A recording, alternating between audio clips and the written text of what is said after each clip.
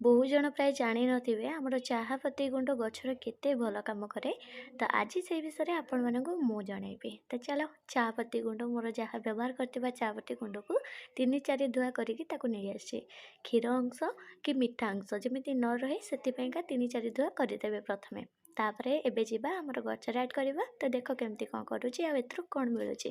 ଚା ଗୁଣ୍ଡରୁ ନାଇଟ୍ରୋଜେନ ମିଳେ ଆଉ ପୁଷ୍ଟିକର ଖାଦ୍ୟ ଭଳିଆ ଆମ ଗଛକୁ ଗୋଟେ ଭିଟାମିନ୍ ମିଳେ, ଯାହା ମାଟି ଗଠନରେ ଉନ୍ନତ ଆଣିବା ସହିତ ଆମ ଗଛର ଗ୍ରୋଥକୁ 2 ଗୁଣ ବଢ଼େଇଥାଏ। ଚା ଗୁଣ୍ଡକୁ ଆପଣ ଖତ ବନେଇକି ଦେଇପାରିବେ, ନହେଲେ ଏମିତି ବି ଧୋଇକିରି ଆପଣ ସିଧାସଳଖ ଦେଇପାରିବେ, ଯାହା ଦେବା ଦ୍ୱାରା ଆମ ଗଛରେ ମାଟିରେ ମିଶିଲା ପରେ pHକୁ କମେଇଥାଏ ଆଉ ଗଛର ଗ୍ରୋଥ ବହୁତ ହି ବଢ଼ିଆ ଆସିଥାଏ। ଚା ଗୁଣ୍ଡ ଦ୍ୱାରା ହେଉଛି ଆମ ଗଛକୁ ନାଇଟ୍ରୋଜେନ ସହିତ ପୋଟାସିୟମ ମିଳେ ଆଉ ନାଇଟ୍ରୋଜେନ ମାତ୍ରା ଗଛରେ ଅଧିକା ରହିବା ବହୁତ ଭଲ, କାରଣ ଗଛର କାଣ୍ଡ ଆଉ ପତ୍ର ବଡ଼ ଆଣିବାରେ ଚାହା ପତି ଗୁଣ୍ଡ ବହୁତ ସାହାଯ୍ୟ କରେ। ଚାହା ପତି ଗୁଣ୍ଡ ମୁଁ ଏଠି ଫର୍ଟିଲାଇଜର କରିକି ବି ଦଉଛି ଆଉ କିଛି ସିଧାସଳଖ ଏମିତି ଦେଇ ଦଉଛି। ଯୋଉଟା ଫର୍ଟିଲାଇଜର ବନେଇଛି ସେଇଟା ମୋର ବ୍ୟବହାର କରିନଥିବା ଚାହା ଗୁଣ୍ଡରେ, ସେଇଥିପାଇଁ ତ ପାଣିର ରଙ୍ଗ ଏତେ ଗାଢ଼ା ଲାଲ ଆସିଛି।